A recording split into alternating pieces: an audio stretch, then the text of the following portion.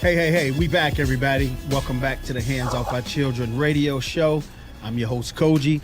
Like I said, right now, we have a very special guest that's coming to the show right now. Cephus, Uncle Bobby Johnson, who's definitely a loved one of mine. And like I said, he's been through a lot of the stuff that y'all see in the news. Him and his family been through these tragedies. And Uncle Bobby has definitely been on CNN News. You name it, Uncle Bobby's been on it. Everybody knows Uncle Bobby putting that word out there to definitely help our youth to overcome. So I want to thank you for being on the show, Uncle Bobby. I miss you, man. How you been? I've been okay, Cogee. Good hearing your voice again and being back on your show. Thank you. I appreciate you and your wife, and all the great things that y'all doing, and y'all whole team down there. What y'all doing right now with the Ferguson situation and other situations to shine a light on injustice to bring justice. Uncle Bobby, right now in Ferguson, y'all just got back from Ferguson last night, right? Actually, we got back from Ferguson the night before last night. Oh, okay. So Monday night, yes. Oh, okay, can you please bring us up to speed on the Ferguson situation, what people think they know from the news other than what you know firsthand being right there in the mix? Well, I'll tell you, the community loves Michael Brown. Yes, they do. Jr., and they love that family. And so activists all over the country had came in over that weekend to show their love, and also, again, to do a national action in regards to the non-indictment of Darren Wilson, and also to show their support for the family in hopes that some form of way that justice will be brought to that family, either through the form of Darren Wilson or some major changes throughout the county and the state. But some kind of way, the community has just been really active surrounding Michael Brown. Mm-hmm. You know what? And with that situation, where it's been a lot of, it was brought to my attention, it's been a lot of, still looting and people throwing stuff and shooting and, a lot of stuff that's going on. I want to ask you, Uncle Bobby, right now, with Michael Brown's parents, that they don't want the community to act like that during this time. And, with what's going on with their son, because they holding themselves, up higher and classy with this situation. Is it hurting Michael Brown, or do you feel it's helping the situation to some extent? Well, I'll tell you from my perspective. I can't speak from the family perspective. I think that what occurs in Ferguson has continually kept the world's eyes on what's happening in Ferguson, right, and the realization that we're dealing with a system that is totally not cooperating in bringing Black Lives Matter to reality. And so what we see on a consistent and regular basis, especially with those that comes into Ferguson, with those that are resident of Ferguson, speaking to that very issue, right, and so we don't consider it really looting. What we consider is it more being a rebellion. Mm-hmm. A rebellion to the systemic issues that's been plaguing that city, that county, that state for years on years. And so we have to recognize that people are in pain and people are responding in hopes to get some clarity, not just clarity, but some real justice within that whole city, county, and state. That's right. And you know what, Uncle Bobby, let me ask you this real quick. With your nephew, Oscar Grant, what is different from his murder than, with Mike Brown's right now that you see? Do you see that the people are standing up, from the Oscar situation? Did that situation prepare them for this right here with the Mike Brown and even the Trayvon Martin? Though with those three passings right there, what have you seen different in all of them? Well, first I'll tell you, Oscar murder really was the spark or the awakening in the conscious that police terrorism has not gone away. And as a matter of fact, Oscar shooting helped reveal to the world just how heinous this act is. Mm-hmm. And so over the course of the 6 years of, since Oscar's murder, we've seen young men across this country being just killed at will. And so, of course, it accumulated all the way to Ferguson when Michael Brown was killed and left in the streets for 4.5 hours with a total ill disregard and respect for Black life. And so that helped erupt, the young people to a point to where they were just sick and tired of seeing their peers, people that look just like them, being killed. And every shooting from Oscar basically has been a justifiable homicide. Right. No officer held accountable. And so the community responded to that. And I'll say this, Oscar was the spark, but Ferguson helped bring up that blaze to where the world can see just how militarized the police department is, right, and what they're willing to do to squash a people in a community that has been, pained and troubled by the conditions within their society.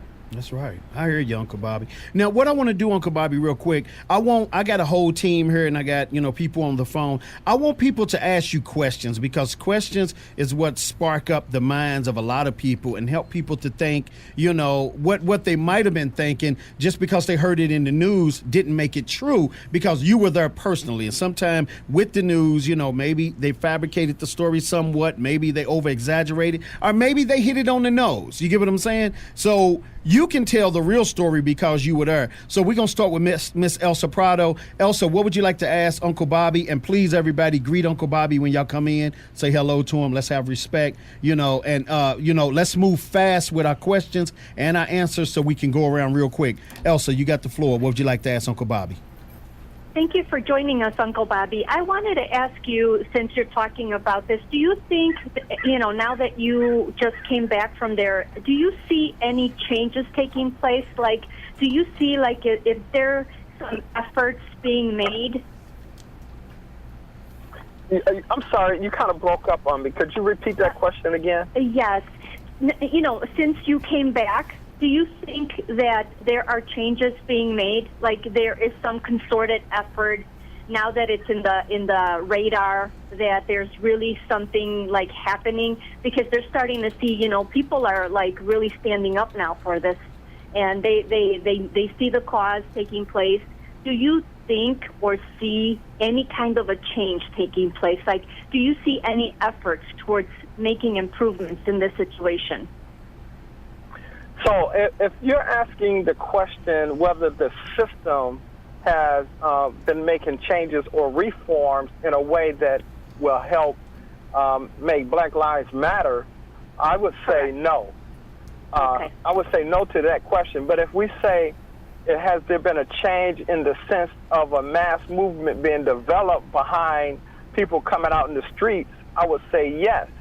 So from the perspective of the people, right, I believe that the movement and people coming out and speaking to this issue has really grown. And not only grown, but more people now are realizing that we're dealing with a system that is reluctant to really grant real life to young Black males and brown males and females in this country. Okay. Okay. All right. E, what would you like to ask Uncle Bobby? Greet him and say hello. Hey, Uncle Bobby, how you doing? I'm fine, thanks. What advice would you have for somebody who's not in Ferguson, who's very much far away from all this, who wants to make a change in this climate that we're living in?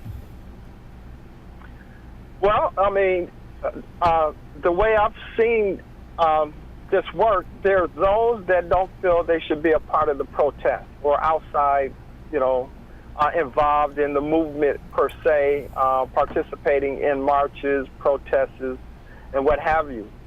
And so the way I put it is that if you're gifted with spoken word or you're an artist, That's right. and it's not your thing to be out in the movement, being visual and outspoken, then you have to transform people through the gift that you was given. That's right. I agree. Right. And if you're not that person that have that gift, and you're not sure you really want to be outside in the movement, there's organizations like our organization, Love Not Blood Campaign, that requests or needs donations for us to continue to do the work.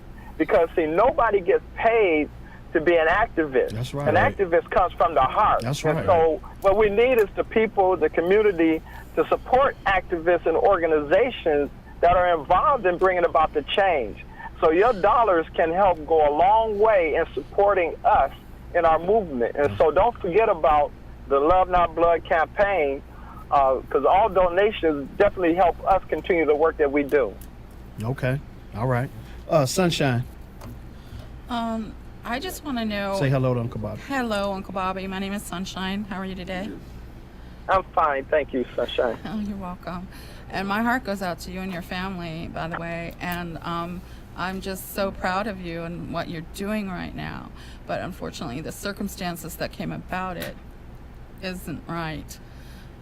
I just wish that maybe you could tell people that what happened that day, if anything, that you see could have changed the situation. When we talk about change the situation, you mean helping Oscar not have been murdered, or Yes. change the situation? In Ferguson. Okay, is In that what you're Ferguson, referring yes. to? Yeah. Sorry. Well, I'll be honest. I think we all have a destiny, and that destiny is sealed by God. And so, when Oscar's mother, Wanda, my sister, instructed her son to catch Bart, he was obedient to her word. You know, his mother's Right. word. That's right. We not knowing that would be his last day on earth. And so there's nothing that we can do to have stopped what happened to Oscar. But now, here's the real question. What can we do to hopefully stop it happening to another young man or female That's right. that just happened to Oscar? Right. I mean, there's so much that we can do. We can all become actively involved in speaking to this heinous act of police terrorism around this country. It's going to take a mass movement in order for the world to realize that black lives and brown lives does matter. And so your participation, the community participation, all our actions and involvement to make this a reality can be done in that respect. And it's our hope that that in itself will begin to help us stop seeing young black and brown males being killed across this country. Okay. There it is. All right, Amen. there it is. Alan, man, welcome to the show. I want to thank you for being on. Hey, Cogee, how you doing? All right, Alan, man, greet Uncle Bobby. What would you like to ask Uncle Bobby real quick? We all got to move fast. Uncle Bobby, how do you think that just your regular bystander can actually really step up, especially the minorities, without, you know, some type of drama going on? Without some type of drama going on? Is that the Yeah, question? some type of drama, you know, being picked on by law enforcement if they find out who the person is who's actually stepping up.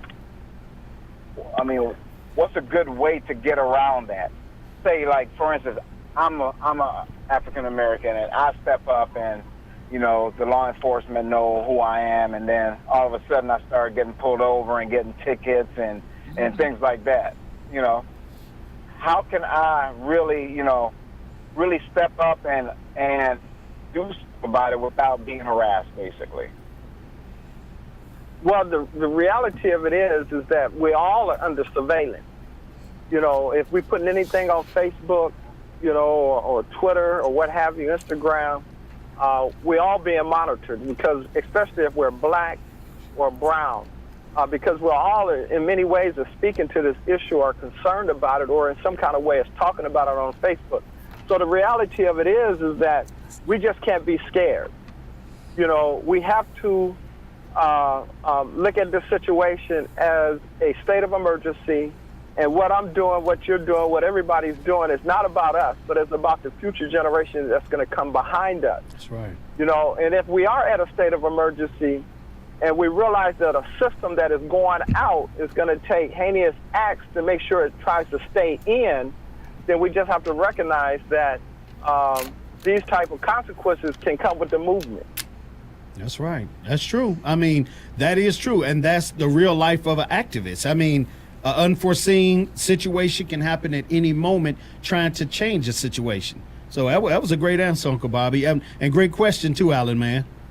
Let me go to Mr. Marlon Neal, a.k.a. Bernie Mac. What would you like to ask? Uncle Bobby, how's it going? I know you. I'm well, thank I know you. you're tired. You've been moving. You've been in this place, that place. Your mind is moving. Your body's tired. I just got one question. Can you answer it for me? I will sure try. The question is basically when you're out there and you're doing good, there's always evil present, and there's always people who want to join the cause because they have their own cause. How do you decipher between rebellion and looting? Because for the simple fact that if it's not theirs, and if they are doing a peaceful march, it shouldn't be no reason for a businessman or someone in the establishment to lose their business behind someone burning it down or tearing it down. And I know it's an oppressed area that they're in, but if you're tearing down your own neighborhood, how are you going to build it back up to be where it needs to be? It's a two-part question. Okay, I get it. And of course, we always ask that question. So we'll take Ferguson for an example. Though it may have appeared on the surface that the community looted and robbed them their own selves, an opportunity for businesses to grow, I would say that that's a fallacy or basically a lie to have us believe that that's what's happening.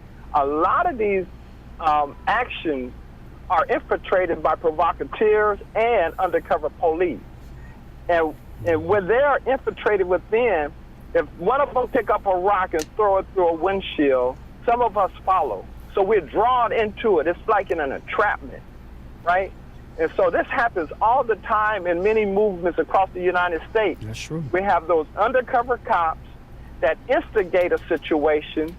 Some of us is not aware that this is an undercover cop, agree to do what this undercover cop suggests, and then they're the ones that arrest it. And it looks like that the protesters are becoming so erratic and violent that is to deter others from being involved.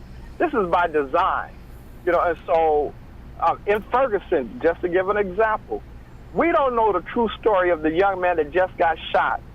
All we know is that it was an undercover agent. They claimed to have a camera that showed him with a gun. I mean, if we look at Sandra Bland's video, we know that video was altered. I mean, it's just no ifs, ands, buts about it. And so we have that happen all the time, and then it creates the idea that we're tearing up our own property. We have outsiders that come in all the time. I'm talking about, when I say outside, I'm not talking about protesters. I'm talking about agents that come in and help infiltrate and create an environment where it looks and appears that the protesters done went crazy. And you know what? And I'm not going to say that that's a debatable issue, because I will say it's an undebatable issue, But in retrospect, the way it's looking as the way it looks, even if somebody throws something through a window, or even if somebody does X, Y, and Z, that does not stop the masses of people who are still exiting the businesses or burning down the businesses that's in the community. So I mean, but when there's always good, like I said before, there's always evil present. It just needs to be at some point where we have to educate the people and the masses to understand that, hey, we may have some wolves in sheep's clothing among us. That's right. And we need to recognize that when someone does something wrong, that we don't have to all follow suit like the mosquito running to the light. And that's so true. And our power doesn't reside in the destruction of property. Our power resides in our ability to hold our dollars back. That's right. Amen. That's true. And so on 10/10/15 in October, the anniversary of the Million Man March, Minister Farrakhan has called for all of us to come to D.C. And the idea to come to D.C. is to follow up on what Martin Luther King was talking about doing. That was to inflict pain economically. That means that we take our dollars and we don't spend on Christmas. Economic pain to this system is powerful. Right. And it actually begins to give us power in leveraging our ability to make real transformation. Okay. All right. Ms. Chaplain Dow, what would you like to ask Uncle Bobby real quick? Hello, Uncle Bobby. I just want to, continue with the condolences with your family and also the situations that's going on in Ferguson. What's been coming to my mind as we've been talking around the table is one of the quotes from Martin Luther King when he spoke about darkness. He said, "Darkness cannot drive out darkness. Only light can do that." Hate cannot drive out hate. Only love can do that. And I appreciate your call for people to stand. I totally agree with that. I'm an activist in and of myself. And I also wore a law enforcement hat for 25 years of my life. So when I see rebellion and disorder, I just want to mention that personal responsibility comes into play for everyone. And saying that you see somebody do something, whether it's an undercover agent or not, and you jump into the fray, I think that that is a huge disservice and very disrespectful for the legacy of Michael Brown and of your own family member, Oscar. You know, when someone takes up violent actions to make their point and attack other people and other businesses, and regardless of what we're saying is we believe the reasoning behind it, I believe that it tarnishes the legacy that I believe is what is the goal of these peaceful gatherings. Do you agree with that, Uncle Bobby, or do you have some thoughts on that? Well, I'll definitely tell you my thoughts. We were so concerned when Oscar was murdered that his name don't be tarnished in that same respect. But we also grew to understand, too, that, much pain, people express it in many different ways. And so the sad part is some will express it in ways that we all do not agree with. And some of us may even believe that expression may have a tendency to detract from the gains that we're hoping to gain. But the reality is this. Martin Luther King said it like this when he went up north to speak to the brothers up there, I want to say like Detroit and places, talking about throwing Molotov cocktails and carrying their guns. And they said, hold up, Martin Luther King, listen. I'm paraphrasing now. When they explained to Martin Luther King why they took that position, he then realized that the greatest purveyor of violence is the greatest purveyor of violence in this world is the United States. And so he was clear that in some cases, violence may be necessary to bring about change that is needed. And so therefore, with that understanding, when people respond in that way, we have to be very careful on how we criticize. Now, we know it may tarnish Oscar's name, but we also realize, too, it helped propel for the first time a California state officer to be arrested, charged, convicted, and sent to jail. It was the smell of smoke that the establishment feared the most, more so than the protesters being out there. I mean, that's just a fact, so it may be sad, but it's a reality that this country was founded on violence.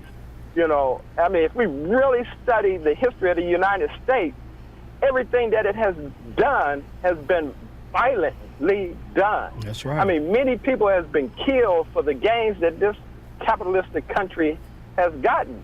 So we need to really criticize, the United States in its position in taking land from innocent people, our native brothers and sisters, and killing them off, bringing people like ourselves over here to be slaves and then exploiting us to gain riches. And then not only that, taking the land from our Hispanic brothers and sisters all the way down to the West Coast. And so we know that they perpetrated the most violence in the world, and that's just clear. So the things that people do that we hope don't do sometimes is actually a positive than a negative. Okay. Well, Uncle Bobby, I wanted to mention, that there was recently another officer that was found guilty in the shooting death of another minority individual very recently. And I do believe that is because the eyes of the nation is open to really inspect police shootings. And I believe that has to do with more of the organized protest than it has to do with the violent encounters. And that's basically what I was saying and what I was sharing with you, is that Martin Luther King's movement was not for violent notice. It was for peaceful notice of a protest. And that, I believe, is truly what will change, because the nation is paying attention. And I don't think the violence needs to be part of it for the nation to pay attention and for police to start changing. Right, and I agree with you. I just always have to say, our greatest pain to the United States will be our ability to withhold our dollar. When we begin to withhold our dollar, you're talking about the pain that the United States will feel because we spend $1.3 trillion per year and don't own nothing. And then once we realize that, you're talking about a greater force of pain that can be inflicted would be that versus just destroying a simple building. That's right. I hear you. That's true. But Uncle Very Bob, true. we down to 5 minutes real quick. Uncle Bobby, give us your words of encouragement right now. And Uncle Bobby, I want to ask you another question. Even on my team, we got white folks on our teams that definitely, you know what I'm saying? They definitely down for the cause all the way around the board in any way they can help. And they are part of me trying to bring change. What can they do to help out? Well, I tell you, John Brown was white, and we know what happened to him, but we know how serious he was about equality and real change to happen in the United States. That's right. And, of course, he lost his life in doing that. I mean, our white allies are just as critical in this movement as just we as people of color. So I say to our white allies, when you start wearing a Black Lives Matter shirt, and your white friends begin to ask you why, you have to take a real solid stance and say, hey, this is about equality, and therefore we all need to be involved. That's right. Because as Minister Louis Farrakhan said in Washington, D.C., he's not just calling on black folks, but he's calling on everyone That's right. that is tired of seeing the injustice displayed across this country. That's true. So if you're for real freedom, justice, and equality, we all must become involved to transform a system that's institutionalized. Full of racism. Right. You hear what I'm saying? Right. I know where you're going with it. Uncle Bobby, but I definitely, what I need you to do, Uncle Bobby, I definitely want you to be a correspondent for my show. So I'm going to bring you back on again, and you will keep us up to speed with it, like you always do, you and your wife and you and your whole team. And like I said, my blessings to you. But Uncle Bobby, throw your website out there again where you can get the support that you need to keep fighting for the people that got jobs that can't go to Ferguson and fight, are the people that, just don't want to get involved, but they might want to help real quick. So for those that can support and help the Love Not Blood campaign, which is www.lovenotbloodcampaign.org, donations is greatly appreciated and accepted because we do so much work with families. We just recently and quickly had all the national families together under one panel. I'm talking about the Ron Davis, the Eric Gardner family, the Michael Brown family, the Oscar Grant family, the Kenneth Johnson family, the Kenneth Chamber family. I can go on with the names. Right. And we continue to build these families up to continue to tie this whole movement together so that no family has to stand alone. Okay. Well, what I want to do, Uncle Bobby, like I said, me and Jay, we definitely going to get with you and talk to you about something that we've been thinking about that we think can help. And my show has always been an outlet for you and anybody you want to bring on to do my part all the way here from Las Vegas, taking care of people all the way around the world, bringing other great people in to be a part of what we're doing. So I definitely want to thank you again for being on. And like I said, I'm going to call you and we're going to put something together. All right? Oh, sounds good, Cogee. And again, to all your listeners and those that was there on your team, thank you for the questions. That was a little different for me, but it was good because that's what we need. That's right. And we're going to do it again real soon, Uncle Bobby. Thank you, Uncle Bobby. All right. I appreciate you. Uncle Bobby. Miss Elsa Prado, real quick. thank you. We down to 1 minute. Your words of encouragement, Elsa. I just want to encourage people to really look into these things that we talked about today. Go to the websites and really look up the information. If you really want to help, then you can participate. And that's the best thing that any one of us can do is to help each other out. Okay. And everybody, I definitely want y'all to check out the LegalShield, Miss Tamia Dow. Y'all can definitely check her out. Go to her site and check us out, the LegalShield. It's a great thing to have that You know, we all need, you know, in these times right now, unforeseen things to happen. To everybody around the world, thank you. To our great guest today, you know, Shahiem, Ms. Tamia Dow, you know, Tamia Dow. We appreciate you being on today. To my whole panel, I love you guys. Elsa, Alan, man, the whole team. Much love to you all. Next week, we definitely doing it big. You don't want to miss the show. We got a great show coming up next week. Check the website and we'll tell you about it. Much love. Be safe. And we'll see you next week. Where are the believers who believe in life that will risk